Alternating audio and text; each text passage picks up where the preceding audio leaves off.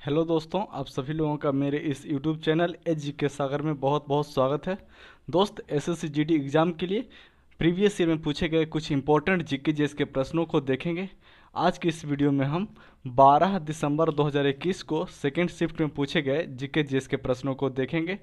यह बहुत ही महत्वपूर्ण वीडियो होने वाली है, तो वीडियो को बिना स्किप किए पूरा ज़रूर देखें। और यदि वीडियो पसंद आए तो वीडियो को लाइक करें। चैनल को यदि अभी तक आपने सब्सक्राइब नहीं किया है तो सब्सक्राइब कर लें और घंटी के बेल आइकन को दबा लें ताकि सभी इंफॉर्मेटिव वीडियो की नोटिफिकेशन आप तक सबसे पहले पहुंचे। तो चलिए चलते हैं अपने जीके जीएस के प्रश्नों की ओर और देखते हैं कि किस तरह के प्रश्न पूछे गए थे। तो फ्रेंड्स, आ गए हैं जीके जीएस के प्रश्नों के पास। बट शुरू करने से पहले एक बात और मैं कह देना चाहता हूं कि हर प्रश्न को ध्यान से देखिए, याद करने का पूरा प्रयास कीजिए, किसी भी तरह से सारे प्रश्नों को रट जाइए। चूँकि एसएससी बहुत सारे प्रश्नों को रिपीट करती है जो प्रीवियस ईयर में पूछे जा चुके हैं। ठीक है, तो एसएससी जीडी के एग्ज़ाम में ही यह प्रश्न पूछे गए थे जो आगामी एसएससी जीडी एग्ज़ाम के लिए काफ़ी महत्वपूर्ण साबित होगी। तो वीडियो को पूरा ज़रूर देखें। तो चलिए शुरू करते हैं अपने पहले प्रश्न से। पहला प्रश्न कहता है कि निम्नलिखित में से किस वास्तुकार को ब्रिटिश काल के दौरान नई दिल्ली के मुख्य भागों में इमारतों की योजना बनाने और उन्हें डिजाइन करने का श्रेय दिया जाता है? तो एडविन लुटियंस हो जाएंगे। ठीक है, दिल्ली का जो इंडिया गेट है उसका भी निर्माण एडविन लुटियंस ने किया था। पुराना जो संसद भवन है उसका भी निर्माण एडविन लुटियंस ने ही किया था। तो निम्नलिखित में से किस वास्तुकार को ब्रिटिश काल के दौरान नई दिल्ली के मुख्य भागों में इमारतों की योजना बनाने और उन्हें डिजाइन करने का श्रेय दिया जाता है? तो एडविन लुटियंस, ऑप्शन सी। अगला प्रश्न देखिए, निम्नलिखित में से कौन सा द्वीप यूनेस्को विश्व धरोहर स्थल है जिसमें मुख्य रूप से हिंदू भगवान का शिव को समर्पित गुफा मंदिरों का संग्रह है? तो एलिफेंटा गुफा हो जाएगा जो कि महाराष्ट्र में है। ठीक है, निम्नलिखित में से कौन सा द्वीप यूनेस्को विश्व धरोहर स्थल है जिसमें मुख्य रूप से हिंदू भगवान का शिव को समर्पित गुफा मंदिरों का संग्रह है? तो एलिफेंटा गुफा, ऑप्शन बी होगा इसका करेक्ट आंसर। अगला प्रश्न देखिए, कह रहा है कि निम्नलिखित में से कौन सा समुद्री बंदरगाह हिंद महासागर में स्थित नहीं है? तो कौन सा समुद्री बंदरगाह हिंद महासागर में स्थित नहीं है? तो यहाँ पे मनीला यानी फिलीपींस हो जाएगा, ऑप्शन ए। फिलीपींस की राजधानी मनीला है और यह जो मनीला है ये हिंद महासागर में स्थित नहीं है। बाकी जकार्ता जो इंडोनेशिया की राजधानी है यह हिंद महासागर में, चेन्नई भी हिंद महासागर में और मेलबोर्न भी हिंद महासागर में। अच्छा, मनीला की बात करें तो यह प्रशांत महासागर में स्थित है, याद रखिएगा, मनीला प्रशांत महासागर में स्थित है। अगला प्रश्न देखिए, इसरो का प्रस्तावित शुक्रयान मिशन कौन से ग्रह के अध्ययन के लिए है? तो शुक्रयान मिशन शुक्र ग्रह के अध्ययन के लिए है, ऑप्शन सी। ठीक है, याद रखिएगा, शुक्र ग्रह को हम भोर का तारा और शाम का तारा भी कहते हैं। शुक्र ग्रह सबसे गर्म ग्रह है। लाल ग्रह के नाम से मंगल ग्रह को जाना जाता है। सौरमंडल का सबसे बड़ा ग्रह बृहस्पति हो जाएगा। बुध सौरमंडल का सबसे छोटा ग्रह है। अगला प्रश्न देखिए, ओलंपिक रिंग पहली बार सार्वजनिक रूप से किस वर्ष में प्रस्तुत किए गए थे? तो 1913 हो जाएगा, ऑप्शन सी। ठीक है, ओलंपिक रिंग पहली बार सार्वजनिक रूप से किस वर्ष में प्रस्तुत किए गए थे? तो 1913। और रविंद्रनाथ टैगोर को नोबेल पुरस्कार भी मिला था 1913 में, याद रखिएगा। अगला प्रश्न है, स्क्रब टाइफस रोग एक प्रकार के किसके कारण होता है? तो स्क्रब टाइफस रोग जो है जीवाणु के कारण होता है, यानी बैक्टीरिया के कारण होने वाला यह रोग है। फ्रेंड्स, बैक्टीरिया से होने वाले जितने भी रोग हैं उस पर एक शॉर्ट वीडियो ऑलरेडी बना हुआ है। यदि अभी तक आपने उसे नहीं देखा है तो देख लीजिएगा, इस वीडियो के डिस्क्रिप्शन बॉक्स में उसका लिंक डाल देंगे। ट्रिक के साथ है, बहुत ही ढांसू ट्रिक है, तुरंत याद हो जाएगा, उसे ज़रूर देखें। अगला प्रश्न देखिए, अकबर के दरबार के नवरत्नों में शामिल महेश दास निम्न में से किस नाम से लोकप्रिय थे? तो महेश दास बीरबल को कहा जाता था, ऑप्शन ए हो जाएगा। ठीक है, महेश दास बीरबल।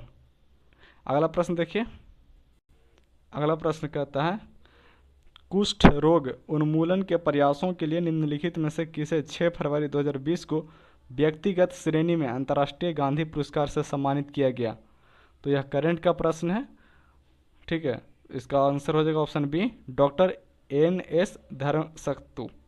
ठीक है, अगला प्रश्न देखिए, अल्फ्रेड नोबेल की स्मृति में आर्थिक विज्ञान में 2020 का स्वेरिक्स रिक्स बैंक पुरस्कार संयुक्त रूप से किसको प्रदान किया गया था? तो पॉल आर मिलग्रोम और रॉबर्ट बी विल्सन को। यह भी करंट का प्रश्न है। जनवरी 2020 में यूके चिल्ड्रन बुक अवार्ड निम्नलिखित में से किसे प्राप्त हुआ है? तो जसविंदर विलन को। ऑप्शन बी होगा इसका करेक्ट आंसर। 2020 में यूके चिल्ड्रन बुक अवार्ड किसे मिला है? तो जसविंदर विलन। अगला प्रश्न है दोस्त, इकोनॉमिक्स सर्वे ऑफ इंडिया 2019 से 20 ने डैश के विचार को एक सार्वजनिक हित के रूप में पेश किया जिसे अधिक उपयोग के साथ बढ़ाया जा सकता है? तो विश्वास। ऑप्शन ए होगा इसका करेक्ट आंसर। करंट का प्रश्न है, बट इससे हमें थोड़ा बहुत आइडिया मिल जाएगा कि किस तरह के प्रश्न पूछे गए थे। तो इकोनॉमिक्स सर्वे ऑफ इंडिया 2019 से 20 ने विश्वास के विचार को एक सार्वजनिक हित के रूप में पेश किया जिसे अधिक उपयोग के साथ बढ़ाया जा सकता है। अगला प्रश्न देखिए, receivables exchange of India limited को 2016 में भारतीय लघु उद्योग विकास बैंक यानी सिडबी और डैश के बीच एक संयुक्त उद्यम के रूप में निगमित किया गया था। तो national stock exchange of India limited के बीच। ठीक है, यह भी करंट का प्रश्न नहीं है और है भी तो बहुत पुराना है, बट फिर से एक बार देख लेते हैं इसे। Receivables exchange of India limited को 2016 में भारतीय लघु उद्योग विकास बैंक यानी सिडबी और national stock exchange of India limited के बीच एक संयुक्त उद्यम के रूप में निगमित किया गया था। अगला प्रश्न देखते हैं दोस्त, कहता है मुगल बादशाह शाह आलम द्वितीय ने किस वर्ष बंगाल, बिहार और उड़ीसा की दीवानी अधिकार ईस्ट इंडिया कंपनी को अनुदान स्वरूप देने का फरमान जारी किया था? तो 1765 में। ठीक है, मुगल बादशाह जो शाह आलम द्वितीय था उसने बंगाल, बिहार और उड़ीसा की दीवानी अधिकार ईस्ट इंडिया कंपनी को अनुदान स्वरूप देने का फरमान जारी किया था 1765 में। अगला प्रश्न है, निम्नलिखित में से कौन एक पेशेवर बिलियर्ड्स खिलाड़ी हैं? तो पंकज आडवाणी हो जाएंगे।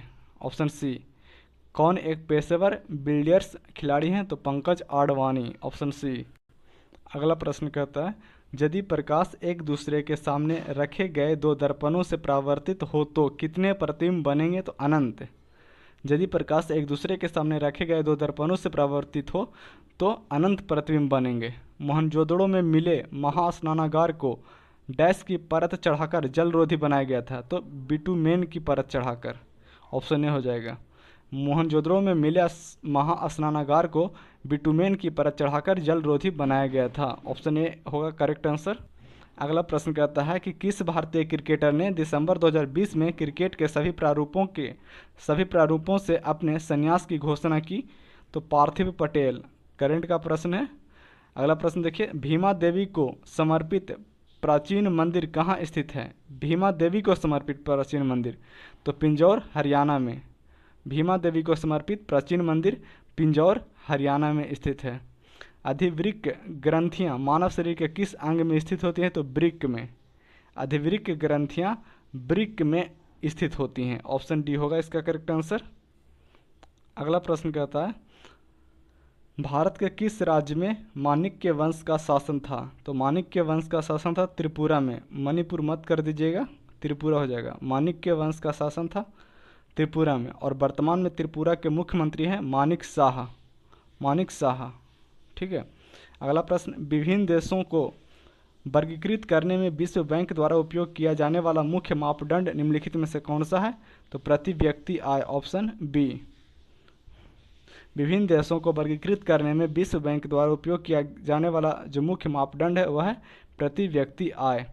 अगला प्रश्न कहता है, भारतीय संविधान का कौन सा अनुच्छेद भारतीय संसद में मंत्री परिषद की भूमिकाओं और जिम्मेदारियों का वर्णन करता है? तो अनुच्छेद 74। अनुच्छेद 74 में मंत्रिपरिषद के गठन की चर्चा है, याद रखिएगा। अनुच्छेद 62 की बात करें तो 62 में क्या है? राष्ट्रपति पद की रिक्ति होने की चर्चा। ठीक है। अनुच्छेद 54 में, तो 54 में हो जाएगा चुनाव यानी निर्वाचन। ठीक है। अगला प्रश्न देखते हैं, राज्यों की परिषद राज्यसभा में कामकाज की प्रक्रिया और आचरण के किस नियम के तहत राज्यसभा के सभापति उपसभापति के पैनल में 6 सदस्यों को नामित करते हैं, जिनमें से एक सभापति और उपसभापति दोनों की अनुपस्थिति में सदन की अध्यक्षता करता है, तो नियम 8 हो जाएगा ऑप्शन बी। ठीक है। राज्यों की परिषद में कामकाज की प्रक्रिया और आचरण के किस नियम के तहत राज्यसभा के सभापति उपसभापति के पैनल में 6 सदस्यों को नामित करते हैं, जिनमें से एक सभापति और उपसभापति दोनों की अनुपस्थिति में सदन की अध्यक्षता करता है, तो नियम 8।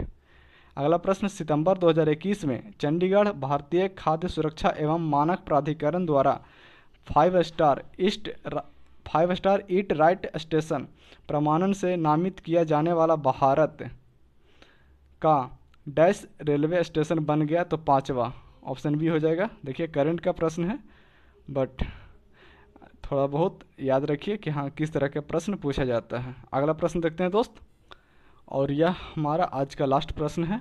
कुछ भौगोलिक क्षेत्र के प्रतिशत के रूप में वन आच्छादन के संदर्भ में द्विवार्षिक भारत वन स्थिति रिपोर्ट 2019 के अनुसार निम्नलिखित में से कौन सा राज्य भारत के शीर्ष 5 राज्यों में से एक नहीं है?